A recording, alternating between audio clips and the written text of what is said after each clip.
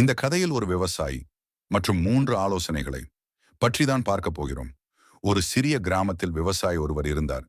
அவர் கடுமையான உழைப்பாளி. ஆனால் எவ்வளவு உழைத்தாலும் அவர் வயலில் பயிர்கள் சரியாக வளரவில்லை.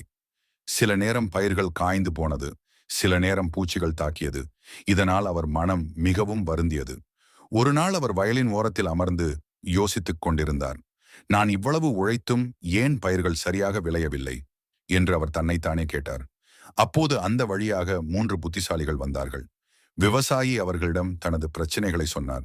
முதல் புத்திசாலி சொன்னார், உன் வயலுக்கு நீர் அதிகமாக ஊற்று, தண்ணீர் இருந்தால் எல்லாம் வளரும் என்று சொன்னார். இரண்டாவது புத்திசாலி சொன்னார், அது தவறு, உரம் அதிகம் போடு, அதுதான் பயிரை வேகமாக வளர வைக்கும் என்று சொன்னார்.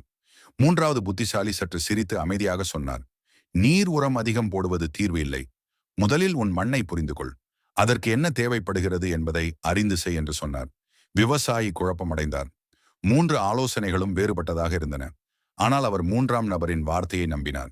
அவர் ஒரு வேளாண் நிபுணரிடம் சென்று மண்ணை பரிசோதனை செய்தார்.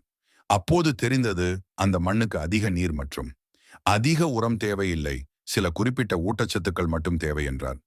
அதன்படி அவர் தேவையான அளவு மட்டும் நீர் ஊற்றினார், சரியான உரத்தை பயன்படுத்தினார், பூச்சி கட்டுப்பாட்டையும் சரியாக செய்தார். சில வாரங்களுக்குள் அவர் வயல் பசுமையாக மாறியது. பயிர்கள் செழித்து வளர்ந்தது. அந்த ஆண்டு அவருக்கு மிகச் சிறந்த விளைச்சல் கிடைத்தது. அப்போது விவசாயி மகிழ்ச்சியுடன் நினைத்தார், நான் பிரச்சனையை சரியாக புரிந்து கொண்டதால் தான் வெற்றி கிடைத்தது என்று நினைத்தார்.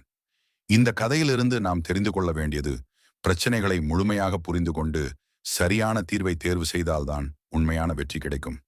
இந்த கதை உங்களுக்கு பிடிச்சிருந்தால் ஒரு லைக் பண்ணிட்டு ஃபாலோ பண்ணிக்கோங்க.